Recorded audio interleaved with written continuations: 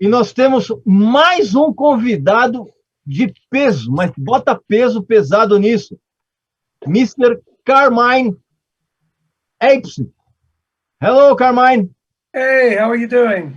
Yeah. Carmine, what's up, brother? Hi, Carmine. Hey, D, what's up, dude? I'm good. Listen, everybody, I'm going to step out because I've been here for a little while, and like Carmine, I love you. And it's nice to see you on a, we were both at a memorial, private memorial for Leslie West recently. Yes, That's the last time I saw Carmine, so it's good to see you under other terms, my friend. And okay, Mark, bro. Congratulations on the book. Charlie, I'll see you guys around. Paolo, we're celebrating the 1-year anniversary of getting my daughter out of Peru. With your help soon, I will be calling you about that. And translator girl, you crushed it. I could tell. Okay. And wait, and hey, D, I just wanted to thank you for obviously all the, bringing me under your wing and taking me to the PMRC and here and there. But I want to thank you for getting me this jacket that I have all my tour jackets hung up. That's an awesome tour jacket. It was, and it still fits. And I remember, because the band decides who gets the jackets and who doesn't. I remember, and I think I heard him saying, should we give Weiss a jacket? And I think a couple of them said no. Mendoza said no, but I made sure you got one, brother. You earned it. No, thanks, and thanks for the albums. I have them over here next to my I'm the Man album cover. Thank you, Charlie. And thanks for everything. What can I say? Hey, man. Pleasure to see all you guys. Talk soon, all right? All right. Here's a picture. Here we go. Come on, give it to me. Yeah. One more roll. Woo! One more. One more roll. Você quer traduzir, querida? Sim, claro. O Snider estava dizendo tchau, né, pra gente, porque ele tinha um compromisso. E aí o Mark aproveitou para agradecer pela jaqueta, né? Que disse que essa jaqueta estava em algum set. E aí perguntaram, mas vocês deram para o Mark a jaqueta? Não, não deu. Mas não, eles tinham dado a jaqueta, né? E aí o Snider agradeceu a participação de todos, né? E o Mark agora também falou sobre os álbuns que estavam aí atrás, agradeceu o Charlie também. E era isso. Carmine, it's a great pleasure to talk with you. And I would like to know, how did you meet Mark for the first time? Was it during the time that you played with Ozzy? I think I met him when we were in King Cobra, actually. I don't remember exactly when I met Mark, but I do remember we did lots of photo shoots with Ozzy backstage. And when Mark released his book, I went to his book release party, and he had a really good shot of me that he gave me, which I have in New York, in our house in New York. I'm in Florida right now. But Mark, he might remember where we actually met first. All right. Let's Mark, do you remember the first time you met Carmine? Yeah, let's rewind a little bit, Carmine. Yes. King Cobra was not the first time I met you. Okay, when was it? Okay, let's go back. All right, it was with Ozzy. I was on tour. It was with Ozzy. Okay. Yeah, it was with Ozzy, and then after that, after he left Ozzy, right, I forgot King Cobra was after Ozzy. Of course it was. Yeah. It was like 6 years later. It's all right. It's all right. You're right. And then we did the Wii magazine shoot. So, but it was Ozzy. Right. Yeah. How could we forget about that? Okay, it was Ozzy. We spent a lot of time together in England, or I think we went to England together. But I documented the tour. Every couple of weeks, I would go out with Ozzy, and we did a bunch of photos, and we became friends. And, the wildest thing was that Wii magazine shoot. That was the shoot that got me thrown off of Ludwig drums, because at that time maybe there's one. Maybe that's one. Yeah, that's why. Yeah, that's it. You look happy. I was a happy man. There's some better shots of that, I gotta say. Hey Charlie, how you doing, bro? A family shoot. How are you? Good. A family shoot. Yeah, that was a great time. Now, is Candice translating all this? Yeah. Thank you, Carmine. Okay, so do I shut up now and you go? Yeah. Ok, that's ok. Então, o Regis perguntou, então, como que eles se conheceram, como o Mark e o Carmine se conheceram. Então, o Carmine estava pensando, eu acho que foi na época do King Cobra, né, que houve muitas sessões também, junto com o Ozzy e tal, que eles tinham sempre essa convivência no backstage e tal, e que tem uma foto linda dele, né, em turnê. E aí o Mark diz, não, Carmine, não foi, tu ainda estava com o Ozzy, né, eu te conheci, né, justamente numa turnê que ele acompanhou o Ozzy, né, que o Mark até acabaram se tornando amigos e tal, e depois que ele deixou o Ozzy, que ele entrou, então, na King Cobra, e aí eles se lembraram particularmente de uma sessão bem selvagem, né, para o WE Magazine, né, então eles falam daquela foto, né, que é uma foto bem interessante, e até o Regis brincou, não é uma foto de família, né, então, e o Carmine diz que tem boas lembranças dessas sessões de foto. Okay. Paulo, por favor. No, I can imagine, because with that face, Carmine, like a playboy guy, with all these girls, with Mark at that time, will be proof. I can imagine that is the image of the 80s. That was definitely the 80s. I mean, you know, but it actually, what happened was, at the time I was playing Ludwig Drum Company, and because of that magazine, it was the time when AIDS was just going around, and the owner of Ludwig, Bill Ludwig II, didn't like the fact that I did that, and he thought I was, you know, catching AIDS. So he asked me to leave the company, which was crazy, because he was an older guy and didn't understand, you know. So, Candice, you have to say that? He didn't understand that we wanted to have fun. Yeah, exactly. I mean, I was married at the time too, and I had a very nice wife who put up with that magazine. And it was not only that issue, we had like 3 or 4 issues, and then we had a party. Remember the party? They had the We Spill the Beans award. I got an award for that because they said it sold so many copies, you know, and it had all the crazy stories of like Led Zeppelin and the Mud Shark and all that stuff was in there. And, you know, it was fun. But Mark, we did a great job because it looked like the hotel was wrecked that we were in. Yeah. But we really didn't wreck the hotel. We just made it look really bad.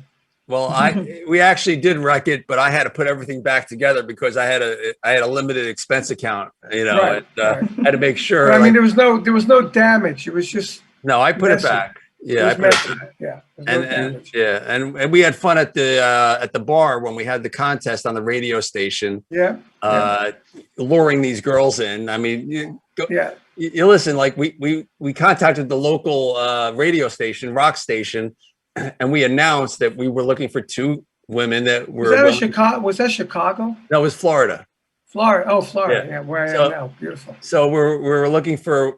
I remember now. Yeah. We're looking for a few women to come down and to expose themselves with Carmine. And we had a contest, and they came down to the show that Carmine had at that time. Right. And we would be the judges, I guess you could say. Yeah. And then the women that won, you remember that their husbands were on the other side of the camera with you.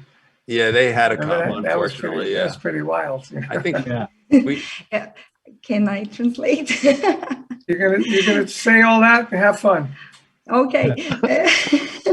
Então, eles estão contando os bastidores daquela sessão de fotos com as 2 garotas, né? E aquele quarto de hotel que parece todo destruído, né? Então, até eles disseram que o hotel não estava destruído assim, que eles foram lá, arrumaram como se fosse um cenário, mas que depois o Mark teve que arrumar tudo de volta, né? Porque ele não tinha fundos para poder, né, consertar se houvesse alguma coisa estragada. Então, ele deixou tudo arrumadinho. E como é que eles conseguiram as garotas para essa sessão de fotos? Eles estavam na Flórida, e aí numa rádio local eles divulgaram que estavam procurando mulheres, que não se importasse em se expor junto com o Mark, né, para essa sessão de fotos, e aí apareceram várias garotas, e tanto o Mark quanto o Carmine foram os jurados, né, eles escolheram as meninas, e aí eu não sei se é brincadeira ou não, mas parece que os maridos delas estavam lá na sessão de fotos, né, Não duvido.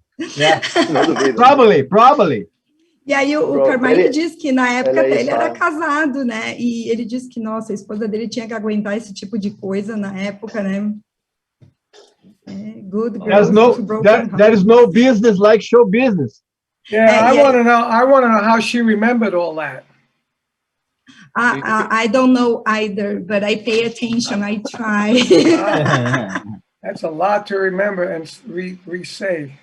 So I hope I'm doing a good job.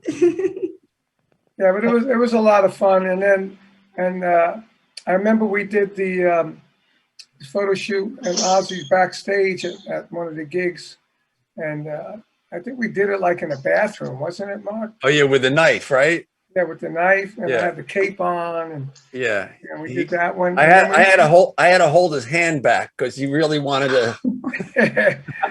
And the one that was at your show, that was one of those backstage as well. Yeah. Carmine. Actually, the first time I shot Carmine, I was 17 years old at Madison Square Garden when he was playing with Rod Stewart. And I didn't know that. Yeah, I was 17. I used to sneak in the concerts and take pictures and sell them for $1 a piece, until I got arrested at a Kiss concert I was there. Yeah. I was there. And Charlie was there. Yeah. I was there. Where the Kiss? Charlie was at the Kiss concert? No, I was at the Rod Stewart show. I was with my two cousins took me. I was small then, but man, you guys are making me feel old. Come on. No. But it was one of the first times that I remember seeing like one of my favorite drummers play, and thank you. It was awesome. I mean, the whole show was just so great. I mean, Rod Stewart, you know what I mean? Yeah. When we were Rod, he was amazing. It's just you're watching, this icon that, and then the band that he had was killer. It was just great, Yeah. Então eles estão brincando, né, sobre uma sessão de fotos com o Ozzy, que tinha uma faca, eles estavam no banheiro, e aí até o Mark disse que tinha que segurar o punho do Ozzy, porque, né, bom, imaginem, né? E o Mark estava lá e tinha que segurar o punho do Ozzy. E aí, então, eles também estavam comentando que a primeira vez que o Mark tirou foto, né, que fotografou o Carmine, foi num show do Rod Stewart, que o Carmine era baterista do Rod Stewart, e ele tinha só 17 anos, o Mark, quando fez as fotos. E ele ia nesses shows, ele dava um jeito de entrar de penetra, e ele vendia as fotos a $1, né, para poder ter um dinheirinho. E aí o Charlie comenta que ele lembra dos shows, né, do Carmine com o Rod Stewart, porque para ele era uma grande oportunidade ver um dos bateristas favoritos dele, né, e também que o Rod Stewart tinha uma banda fantástica, né, então era como ver uma lenda, né, um ícone. Congresso de Music Business. Tudo o que você precisa entender para transformar sua arte em business.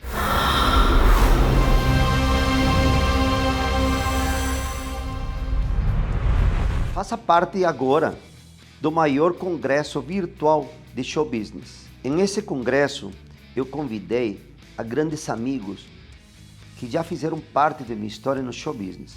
Vocês vão ter aqui pessoas que são donos de casas de shows. Vocês vão ter aqui artistas renomeados mundialmente. Eu convidei muitas pessoas importantes. Trouxe todas elas. Com eles nós saberemos o caminho certo que deve ser trilhado. Quais foram seus acertos? Quais foram seus erros? E como que eles deram volta? E como se criaram as estratégias? Você não pode ficar de fora. Charlie, Carmine, and Mark, what is most important when establishing a connection between a musician and a photographer? Well, I think for me, it's the photographer making you feel relaxed and at ease and not nervous,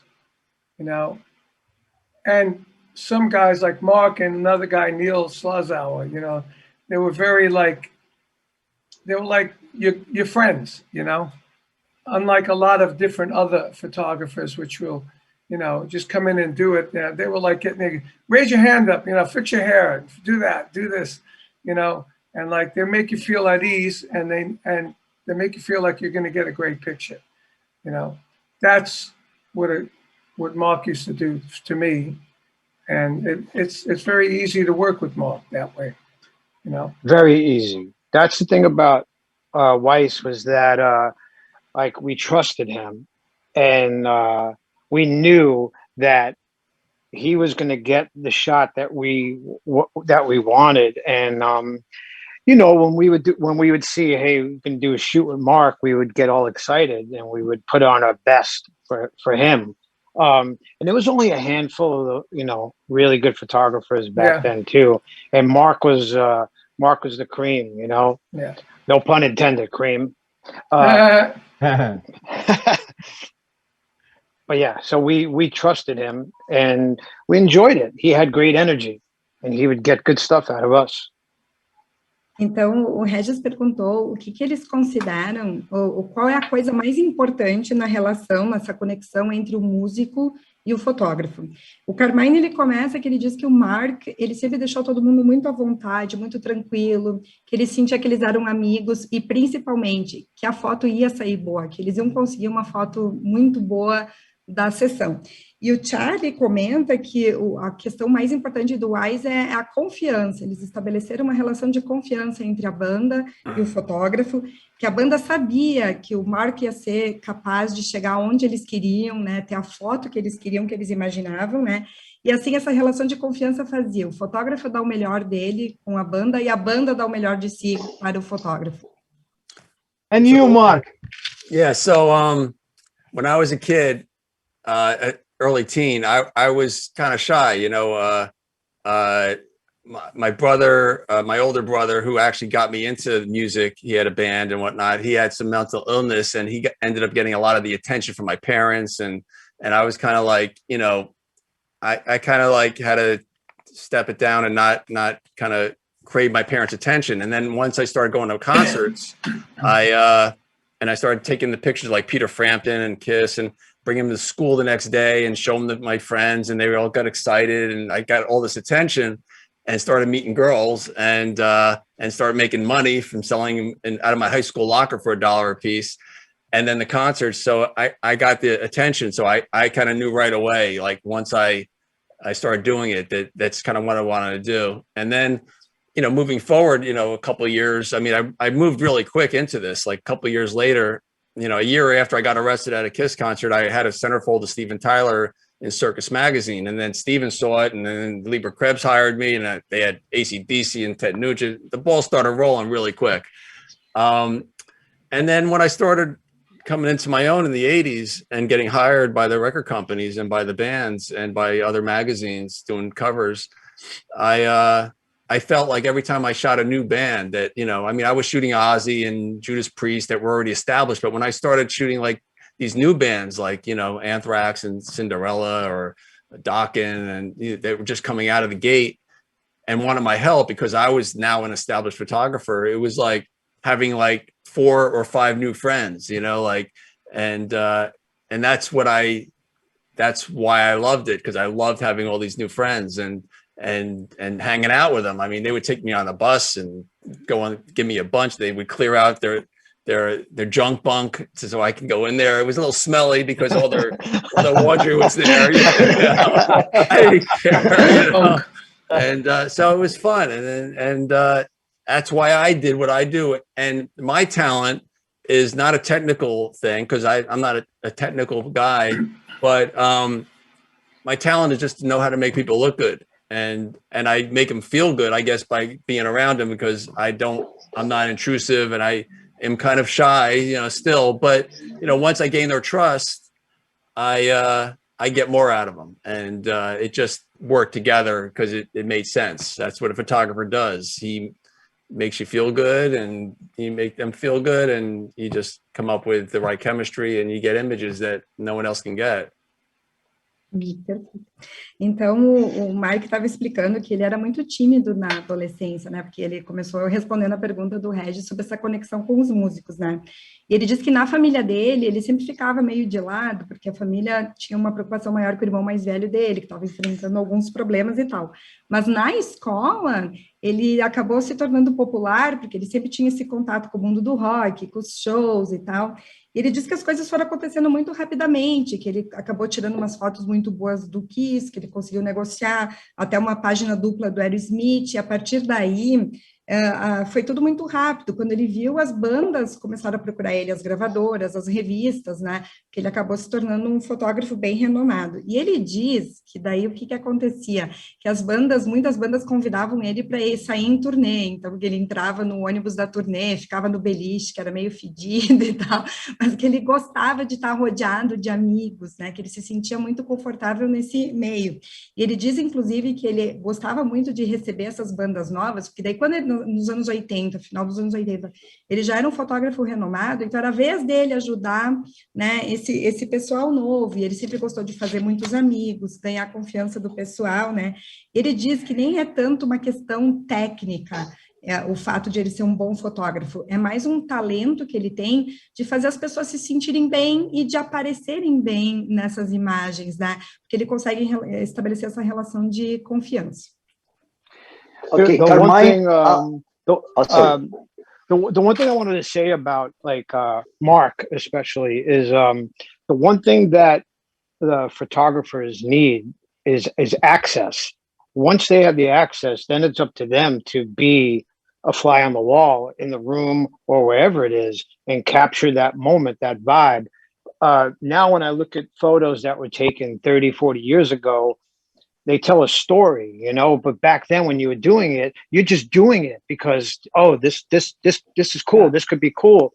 As time goes on, those images mean so much more to everyone now than they did back then. You know, it's something they age, you know, just like going to a museum and looking at a piece of art hanging on the wall. That's how a lot of these photos are. They're just art. I mean, I have them all over my house because they remind me of a time that I loved, you know? So, yeah, photographers, access. That's what you need. O Charlie deu um depoimento bem interessante, que ele diz que o fotógrafo, a primeira coisa que ele precisa é ter acesso. E no momento que ele consegue acesso aos músicos, aí depende só dele fazer um bom trabalho, capturar a vibe, a energia do ambiente. E o Charlie diz uma coisa muito interessante, que ele fala que as fotos, elas contam uma história, que hoje elas acabam significando muito mais do que na época. Na época eles só estavam fazendo as coisas deles e tal, e o Mark, isso é legal, isso não é, mas hoje as fotos que chegaram até nós nesse tempo, quando a gente olha para elas, é como ir a um museu de arte, elas são como obras de arte, são como peças de história que contam a história do rock, né? E o Charlie diz que ele gosta muito de ver essas obras de 30 anos atrás, essas fotos, porque elas são como obras de arte. Yeah. Carmine and Charlie, we are talking about the good things about Mark, but probably he put you in so many troubles in all these years, right? Tell me about it. about troubles of Mark? Maybe troubles, yeah, because he have his face looks like a trouble guy. Well, like I said, for me, the biggest trouble we had was when we did that We Magazine shoot, when he wrecked the hotel room. That was the biggest trouble I ever had with him. But it was also the most funny you ever had too. It was fun. It was a good time, a really good time. It's funny because we're doing a Vanilla Fudge song with Tim Bogert, who just passed away. He's on the track, and I was looking for old photos, and I'm looking through all my scrapbooks my mother made and all that stuff, and I found a file folder. I opened it up, and it's the whole magazine. The We Magazine, like whoever was on there had it, you know. And I looked at it, I said, "Oh my God, I can't believe I have this," you know. And then like the month after, we had the calendar, and then we had the photos of the party. So I was like a running thing for like 4 or 5 months. I was in We Magazine every month. I became like a regular contributor, like like a Fox News contributor. I was a We Magazine contributor. Então, o Carmine, o Paulo perguntou se o marketing já meteu o Carmine em alguma encrenca da pesada, né? E aí o Carmine diz, não, acho que a pior foi aquela vez do quarto de hotel destruído para aquela sessão de fotos com as garotas, né? Daí o Mark retruca, né? Ah, mas foi a mais divertida também, né? Foi a situação mais divertida. E aí ele diz que o Carmine encontrou um álbum de recortes, um scrapbook que a mãe dele mantinha, né? E dentro daquele scrapbook ele achou a revista inteira, daquela edição da We Magazine, e até ele comenta que a relação deles com essa revista acabou sendo quase uma relação de trabalho contínuo. Eles eram como se fossem comentaristas, colaboradores, que nem se fosse da Fox News, eles eram colaboradores dessa revista We Magazine. E aí, meu amigo e minha amiga, gostou desse pequeno trecho que nós separamos para você dessa entrevista? Se você curtiu, você pode assistir na íntegra esse papo clicando abaixo aqui no link correspondente. Esse foi apenas um aperitivo. Você pode saborear o prato principal apenas clicando no link, pois aí você terá essa entrevista na íntegra, beleza? Então, recado tá dado. Abraço e saúde para você, para sua família e para os seus amigos.